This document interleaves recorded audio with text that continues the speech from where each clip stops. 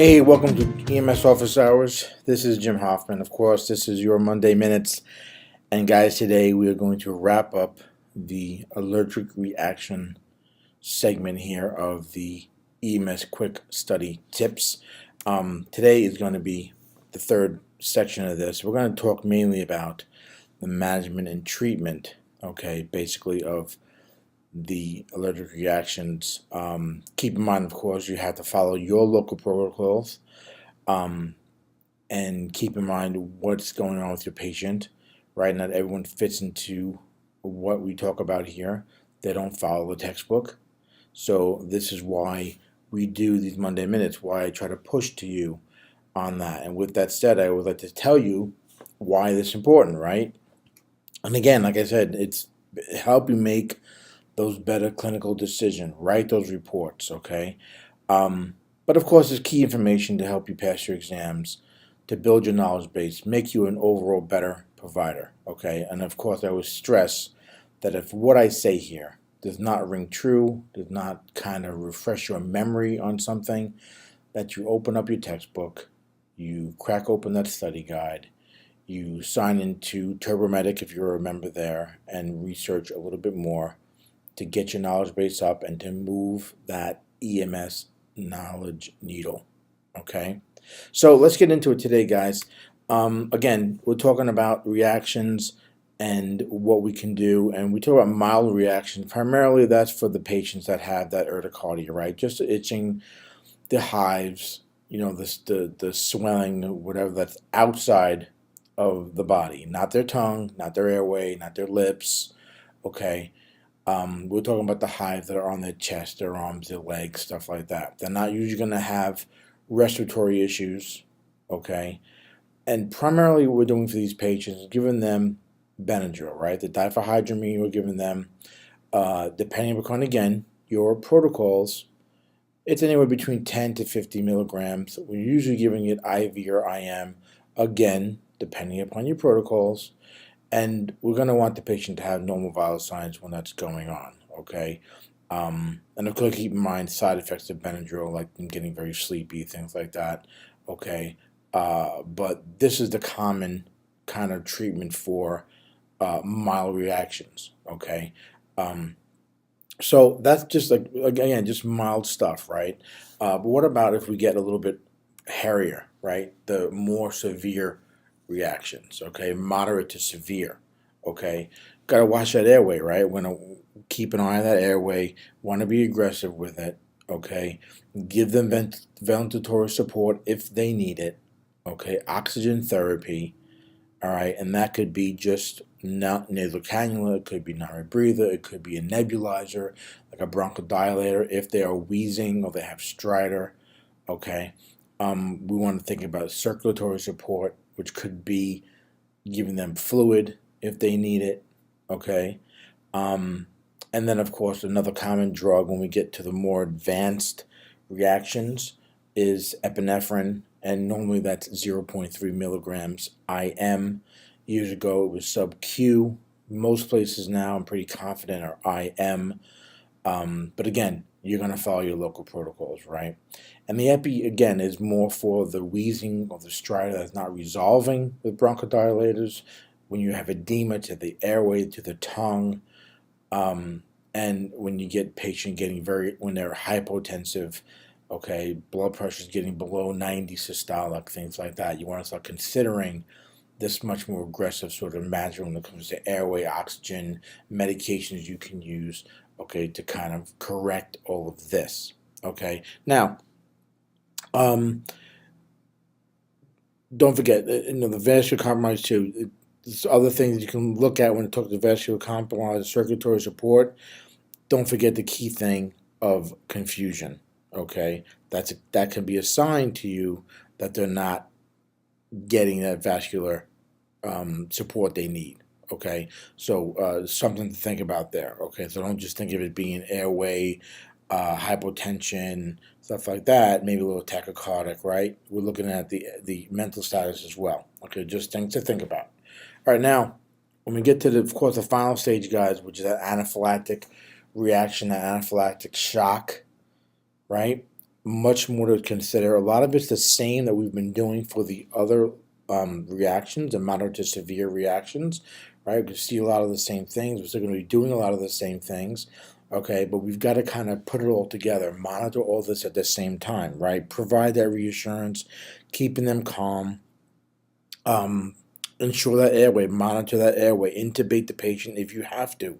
If the patient cannot manage their own airway, you're going to have to intubate them, okay? Apply an EKG, as well. Monitor the EKG also. Some guidelines of protocols want you to apply pads to the patient in case they end up going into cardiac arrest on you, okay? High flow oxygen as well is also indicated with these patients as also. Sometimes the oxygens hook up to bronchodilators, right? Things like albuterol, especially if they have wheezing or stridor, right? Start that IV. Usually you want to get a large bore cannula going, at least an 18 gauge, especially for your adult patients, right? Give them that normal saline, maybe lactated ringers, depending upon, again, your guidelines, right? You want to get that blood pressure above 90. If it's below 90, this is when we're going to be putting that saline, that IV, in a wide open through that macro drip to get the fluid in there, to get the blood pressure up, okay? Now, of course, your epi, again, 0.3, right, milligrams IM. That's the most common dosage and route, okay?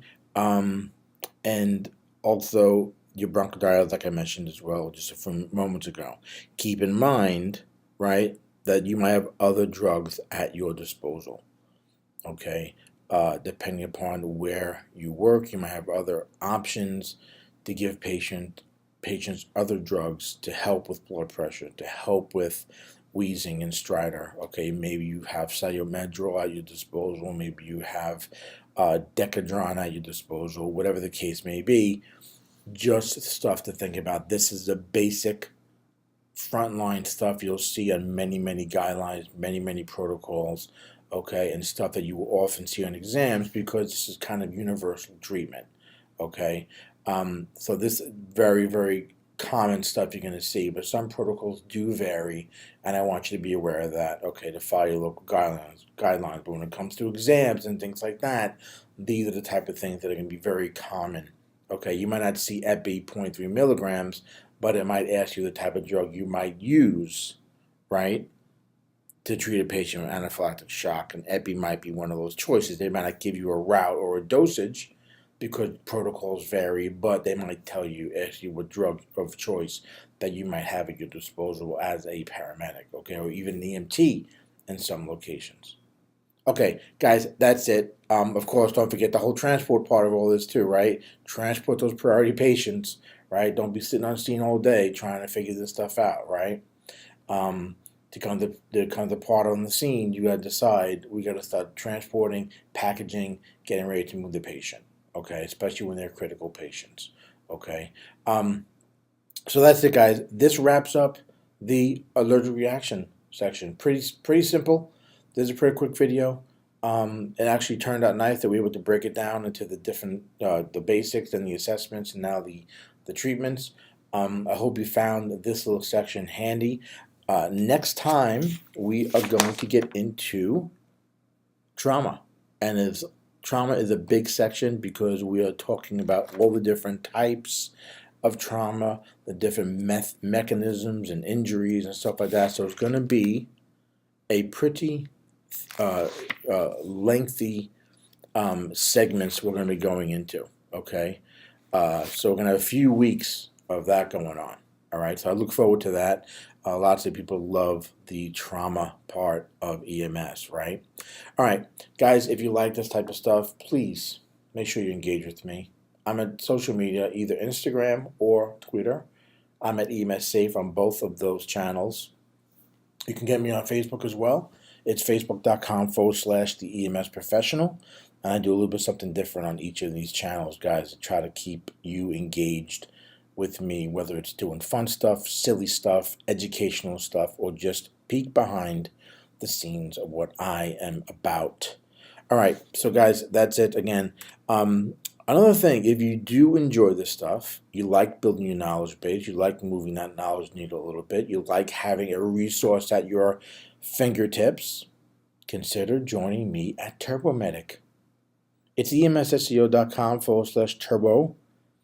You can get a trial membership there, guys. Right now, I have a trial membership to get you in there for 7 days. That's unlimited access to all of the content. Okay, we're talking gigabytes of digital stuff and digital resources you can download or view right from your computer, your laptop, or tablet. Hours of audio and video. And when I say hours, I don't mean 5 hours. I mean, about 100 hours. Practice exams.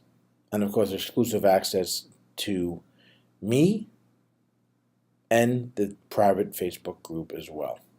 All right, guys, that is it. Again, questions, comments, send them over to me. My email is contact@emsofficehours.com. And you can go check out the other Monday Minutes and previous episodes, including the podcast, at emsofficehours.com. All right, guys, that's it. As always, I am Jim Hoffman for EMS Office Hours and the Monday Minutes. Stay